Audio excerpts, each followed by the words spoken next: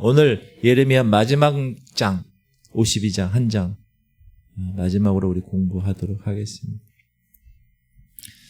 이 말씀은 그냥 단순한 역사 기록이 아니라 하나님의 말씀이 예레미야를 통해서 하나님이 말씀하신 그 모든 예언들이 얼마나 정확하게 성취되었는가, 얼마나 신실하게 이루어졌는가를 보여주는 중요한 증거 문서입니다. 시드기야 왕이 반역할 것이야, 예루살렘 성이 함락될 것이야, 성전은 파괴돼서 모든 기구가 다 바벨론에게 약탈당할 거야. 그 다음에 하나님의 백성들이 포로로 잡혀가서 생활할 거야. 그리고 하나님의 언약대로 여호와긴이라는 왕이 석방될 거야. 이 모든 것이 하나님께서 예레미야를 통해서 미리 말씀하신 내용들인데 이 내용이 정확하게 다 이루어졌다.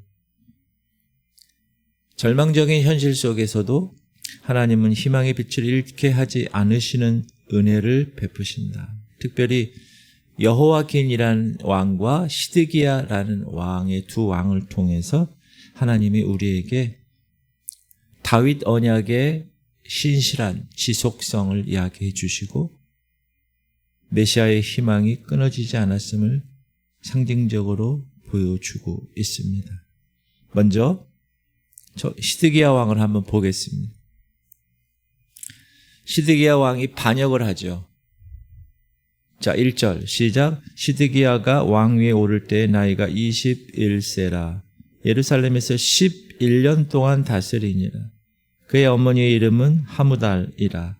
림나인 예레미야의 딸이더라.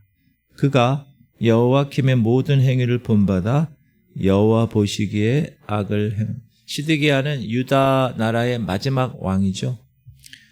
잘 아시다시피 바벨론이라는 나라가 시드기야를 세워요. 느부갓네살 왕이. 그런데 하나님의 뜻은 뭐냐? 이스라엘 백성들의 그 죄의 대가를 위해서 바벨론에게 포로로 잡혀가는 것이 하나님의 뜻이에요. 그런데 시드기야는 그 하나님의 뜻을 거부하고 바벨론 왕 어떻게 배반하죠. 더 중요한 것은 2절에 그가 여호와 하나님 보시기에 악을 행하였다는 사실입니다. 우리가 열왕기상하 역대상하 공부하면서 유다의 제 몇 대 왕 누가 여호와 보시기에 악을 행했다. 이스라엘 북이스라엘의 몇 대 왕 누가 여로보암의 길을 행했다. 이런 거 있잖아요. 평가가 되죠. 나중에 역사가 그 사람을 어떻게 평가하는, 대통령 박정희를 어떻게 평가하는, 그렇죠? 지금은 대통령 윤석열을 어떻게 평가하는, 이게 다 평가하잖아요. 그런데 성경은 이 시드기야 왕을 여호와 보시기에 악을 행하였다고 평가한다는 거예요. 그리고 하나님의 진노가 임하죠. 3절 시작. 여호와께서 예루살렘과 유다에게 진노하심이 그들을 자기 앞에서 쫓아내시기까지 진노하셨다는 거예요. 시드기야가 바벨론 왕을 배반하고. 여러분, 이 구절은 매우 중요한 이유가 뭐냐? 예루살렘 멸망이 단순한 정치적인 실패가 아니다. 군사적인 패배가 아니다. 원인이 뭐라고요? 자기 앞에서 쫓아내시기까지 하나님의 진노였다는, 하나님이 더 이상 참으실 수 없었다. 임계점에 다다랐다. 그래서 바벨론이라는 나라를 도구로 해서 4절 시드기야 제9년 열째 달 열째 날에 바벨론의 왕 느부갓네살이 그의 모든 군대를 거느리고 예루살렘을 치러 올라와서 그 성에 대하여 진을 치고 주위에 투성을 쌓음에 그 성이 시드기야 왕 제11년까지 포위되었더라. 예전에는 나라를 전쟁할 때 좀 힘이 센 나라가 그 도시국가나 이런 곳을 이렇게 둘러요. 그럼 못 나오게 하는 거예요. 그 성에서. 예루살렘 성이면 예루살렘 성을 이렇게 토성을 쌓아가지고 밖에서 기다리고 있는 거예요. 항복할 때까지. 그러면 이 사람들은 그 안에서 어떻게 되죠? 그 성 안에 기근이 심하면 양식이 떨어지고 먹을 게 없고 밖에서 다 이렇게 좀 왔다 갔다 해야 되는데, 그렇죠? 교류를 해야 되는데 상상할 수 없는 고통과 절망의 시간, 무려 2년 반 동안 포위당합니다. 여러분, 우리 연수동을 이렇게 어느 나라가 와서 이렇게 포위한다고 그래봐요. 그럼 거기서 그냥 죽는 거예요. 항복하는 거예요. 살려면 항복해야 되는 거예요. 그리고 시드기야의 최후는 아주 비참하죠. 자식들이 다 죽어요. 자기 눈 앞에서. 모든 고관들과. 그리고 자기는 두 눈이 뽑혀요. 9절 시작. 그들이 왕을 사로잡아 그를 하맛 땅 리블라에 있는 바벨론 왕에게로 끌고 가매 그가 시드기야를 신문하니라. 바벨론 왕이 시드기야의 아들들을 그의 눈 앞에서 죽이고 또 리블라에서 유다의 모든 고관을 죽이며 시드기야의 두 눈을 빼고 놋사슬로 그를 결박하여 바벨론 왕이 그를 바벨론으로 끌고 가서 그가 죽는 날까지 옥에 가두었더라. 여호와 보시기에 악을 행한 사람들의 최후는 항상 이렇게 비참합니다. 자기 아들들, 신하들이 자신의 눈앞에서 죽임당하는 걸 봐요. 그리고 나 두 눈이 뽑혀요. 쇠사슬에 결박받아서 끌려가죠. 이건 예레미야가 미리 예언했던 내용이에요. 그대로 성취됐죠. 또 하나님의 성전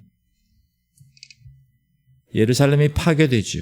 12절 바벨론의 느부갓네살 왕의 19째 해 5째 달 10째 날에 바벨론 왕의 어전 사령관 느부사라단이 예루살렘에 이르러 여호와의 성전과 왕궁을 불사르고 예루살렘의 모든 집과 고관들의 집까지 불살랐습니다. 여러분, 성전이 파괴됐다. 그건 건물이 파괴됐다는 뜻이 아니죠. 성전의 의미는 뭐죠?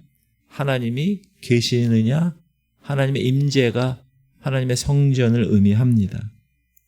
그런데 이제 예루살렘 성전이 파괴됐다는 것을 하나님이 이제 그곳에 더 이상 거하지 않으시겠다는, 솔로몬이 그렇게 장엄하게 만든 성전, 거기서 기도하면서 성전 봉헌식 때 주여 제가 여기서 기도하는 모든 기도를 들으시고 응답하여 주소서. 그렇게 기도했던 성전.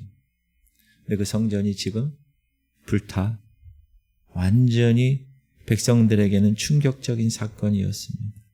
그것뿐만 아니라 성전에 있는 모든 기물들, 금으로 만든 모든 기물들이 다 약탈당하죠. 갈대아 사람은 또 여호와의 성전의 두 놋기둥과 받침들과 여호와의 성전의 놋대야를 깨뜨려 그 놋을 바벨론으로 가져갔고 가마들과 부삽들과 부집개들과 주발들과 숟가락들과 섬길 때 쓰는 모든 놋그릇을 다 가져갔고 느부사라단에 의해서 다 가져가요. 모든 거룩한 기물들, 하나님을 위해서 예배했던 모든 기물들이 다 약탈당하죠. 여러분, 이거는 경제적인 약탈이 아니라 종교적인 모독입니다. 하나님께 드리던 예배가 완전히 중단되었음을 더 이상 드릴 수가 없어요. 이제 기구들이 다 갖고 갔습니다. 강대상도 가져가고 키보드도 가져가고 스피커도 가져가고 다 가져가는, 예배를 드릴 수가 없어요. 그리고 백성들이 이제 포로로 이송됐죠. 시작. 사령관이 대제사장 스라야와 부제사장 스바냐와 성전 문지기 3사람을 사로잡고 또 성 안에서 사람을 사로잡았으니 곧 군사를 거느린 지휘관 1사람과 또 성중에서 만난 왕의 내시 7명과 군인을 감독하는 군치휘관의 서기관 1와 성 안에서 만난 평민 60명이라. 사령관 느부사라단은 그들을 사로잡아 리블라에 있는 바벨론의 왕에게 나아가매 바벨론의 왕이 하맛 땅 리블라에서 다 쳐 죽였더라. 이와 같이 유다가 사로잡혀 본국에서 떠났더라. 유다의 모든 지도층들은 다 사형을 당하죠. 처형당합니다. 대제사장, 군지휘관, 왕의 측근들 모두 죽임을 당하죠. 27절에 이와 같이 유다가 사로잡혀 본국에서 떠났다. 이 말은 유다라는 나라, 유다의 왕국이 완전히 종말되었다. 그 뜻입니다. 그리고 포로가 몇 명이 갔느냐가 구체적으로 숫자가 나오죠. 28절 느부갓네살이 사로잡아간 백성은 이러하니라. 제7년에 유다인이 3023명이요. 29절 느부갓네살이 18째 해에 예루살렘에서 사로잡아간 자가 832명이요. 느부갓네살의 18째 느부갓네살의 제23년에 사령관 느부사라단이 사로잡아간 유다 사람이 745명이니 그 총수가 4600명이더라. 이 구체적인 숫자는 포로 이송이 3차례에 의해서 이루어졌다. 그리고 총 4600명의 숫자였다. 이 전체 인구에 비해서 상당히 작은 숫자죠. 그러나 이들이 다 핵심 멤버들이에요. 지도층들, 기술자들, 영향력 있는 리더들이에요. 그리고 이제 여호와긴이라는 왕이 석방이 됩니다. 31절 시작. 유다왕 여호와긴이 사로잡혀간 지 37년 곧 바벨론의 예월무로닥 왕의 즉위 원년 12달째 25째 날 그가 유다의 여호와긴 왕의 머리를 들어주었고 감옥에서 풀어주었더라. 그에게 친절하게 말하고 그의 자리를 그와 함께 바벨론에 있는 왕들의 자리보다 높이고 여호와긴의 왕이 석방됐다는. 원래 여호와긴은 하나님 다윗 언약에 의해서 왕이 된 사람이었어요. 원래 바벨론 침공 전에. 왕이 원래 여호와긴이었다고. 그런데 3개월 만에 바벨론이 침공을 한 거예요. 그리고 나서 잡아간 거예요. 무려 몇 년간? 37년 동안. 감옥생활을 한 거예요. 바벨론에 가가지고. 그런데 나중에 에윌무로다라는 왕의 은혜를 받아서 다시 복권이 되죠. 여기서 머리를 들어 이 뜻은 사면과 복권. 광복절날 복권 됐잖아요. 조국. 또 위안부 그 분들 다 이런 식으로 사면과 복권이 되었다는. 시드기야 왕과 완전히 다른 삶을 산 사람이죠. 사실 시드기야는 이 여호와긴의 삼촌이거든요. 꼭두각시 왕, 바벨론이 세운 왕. 정통 계승자가 아니죠. 바벨론이 세웠으니까. 여기서 우리가 두 왕의 관계를 좀 한번 살펴보면 느부갓네살 왕이 여호와긴을 폐위시키고 3개월 만에 삼촌 시드기야를 꼭두각시 왕으로 세우죠. 이 여호와긴과 시드기야는 삼촌 조카 관계죠. 여호와긴은 3개월만 통치하고 포로로 끌려갑니다. 그러나 하나님의 은혜로 나중에 복권하죠. 무엇보다도 메시아 족보의 이름이 남습니다. 자, 3개월간 왕의 생활 짧죠. 그러나 하나님의 계획 안에 사는 사람은 그 삶이 영원히 기억된다는 사실을 꼭 기억하십시오. 시드기야는 무려 11년 동안 통치합니다. 11년이면 오래죠. 그러나 하나님 말씀 듣지 않죠. 반역하죠. 결국 아들들 눈앞에서 죽고 본인은 눈이 뽑혀서 쇠사슬에 묶여서 바벨론으로 끌려갑니다. 길어도 하나님 말씀을 떠난 삶은 비참하게 끝납니다. 여러분, 우리의 삶은 길이가 중요하지 않습니다. 방향이 중요합니다. 인생이 길다고 복된 게 아닙니다. 짧아도 주님 안에서, 말씀 안에서 살면 그 삶은 복된 인생이 되는 것입니다. 달리기에서 중요한 건 몇 분을 달렸냐 중요하지 않아요. 결승선을 향해서 달렸느냐가 중요합니다. 사람이 세운 길과 하나님의 세운 길이 있어요. 그 길은 다릅니다. 그걸 선택하면서 우리가 살아가는 우리 자유의지를.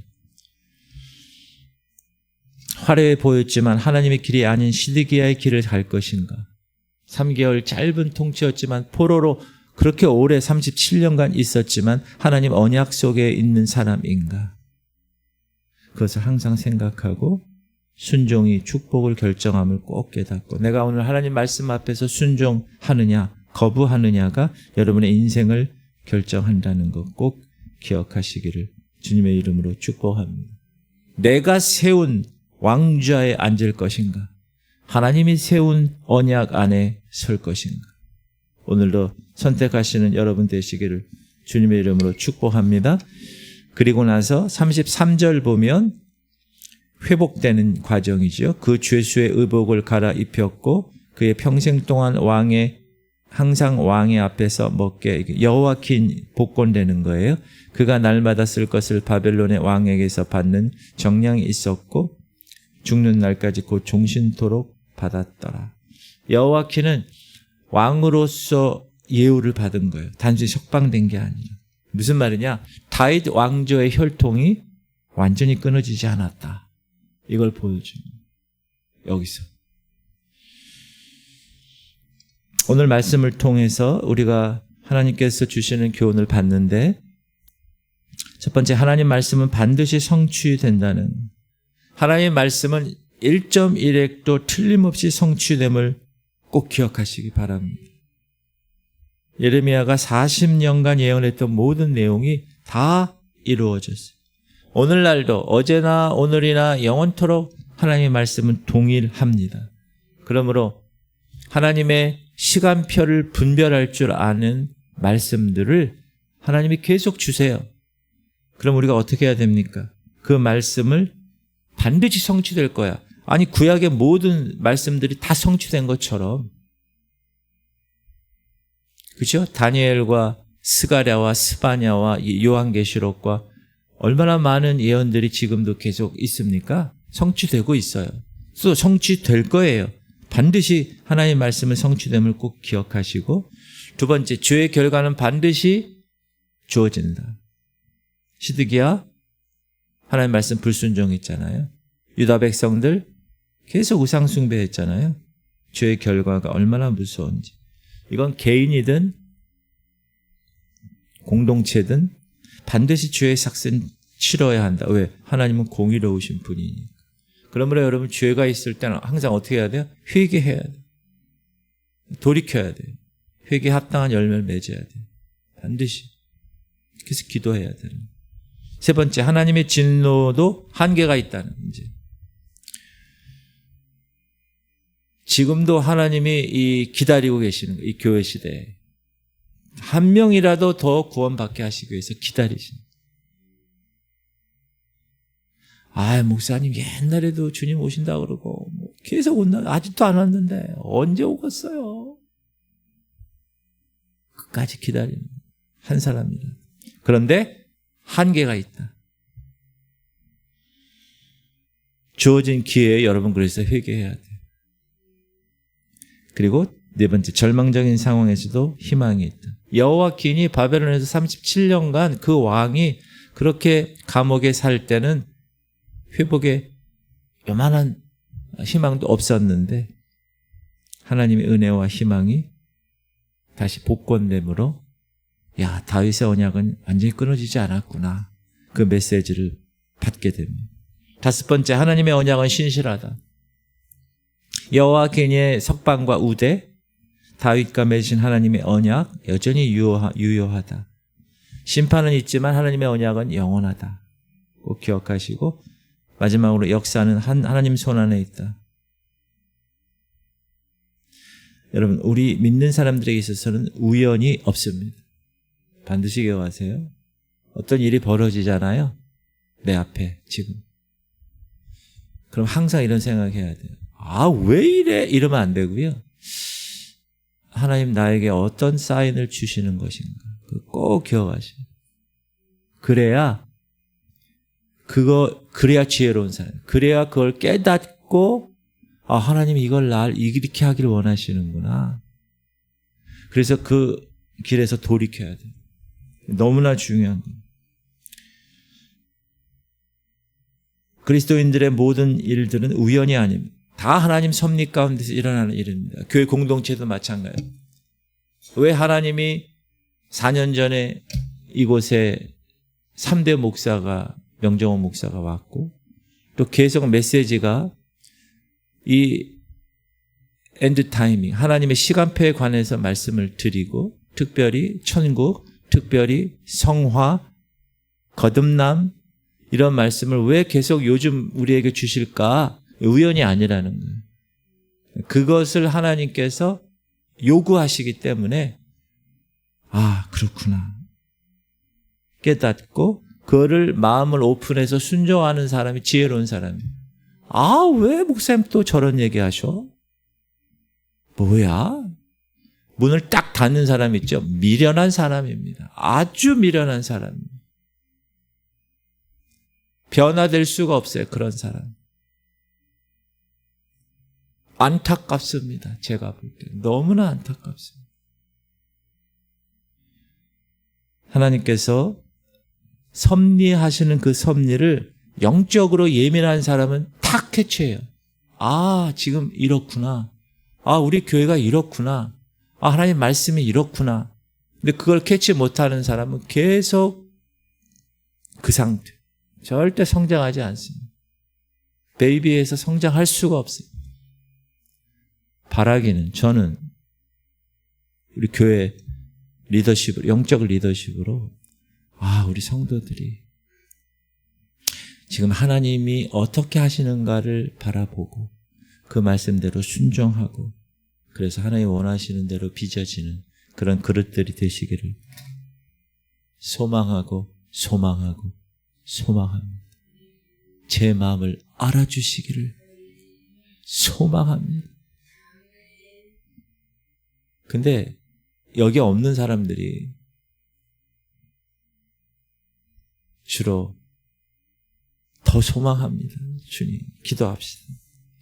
주님, 우리 성도들이 하나님의 진노에는 한계가 있음을 깨닫게 하여 주옵소서. 그 전에 좋은 말 할 때 회개해야 돼요. 주님, 절망적인 상황에서도 하나님의 언약의 약속은 분명히 있다. 그리고 역사는 하나님 손바닥에 있다. 우리 연약한 자들 할인이 후두개줘서 민우 혈액암의 모든 암세포 제거될 수 있도록 우리 최영재 장로님, 김은희 원사님, 강웅희 원사님, 김원정 원사님, 김만나 원사님, 김만나 원사님 기도해 주세요. 조금 낮으셨다고 그래요. 조금 더 기도해 주시기 바랍니다. 김사라 원사님, 조명원 원사님, 김명상 집사님, 우리 주님 오늘도 하나님의 거룩한 언약 안에 주님의 백성들 달려나가겠습니다. 붙들어 주옵소서. 주님 이름 부르고 기도하겠습니다. 주여 할렐루야. 하나님 감사합니다.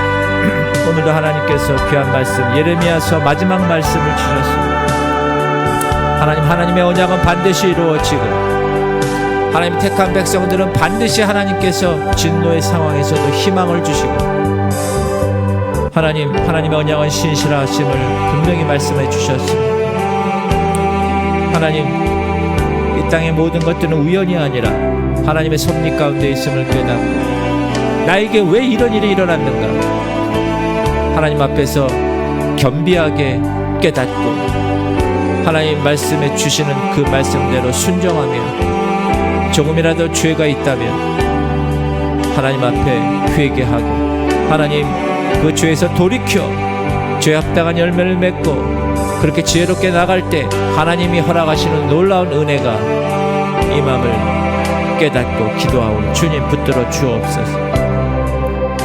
오늘도 우리 성도들 하나님의 거룩한 백성답게 주님 앞에 나와 기도합니다. 하나님, 우리 교회는 이 말세지 만에 하나님의 선택하신 놀라운 은혜를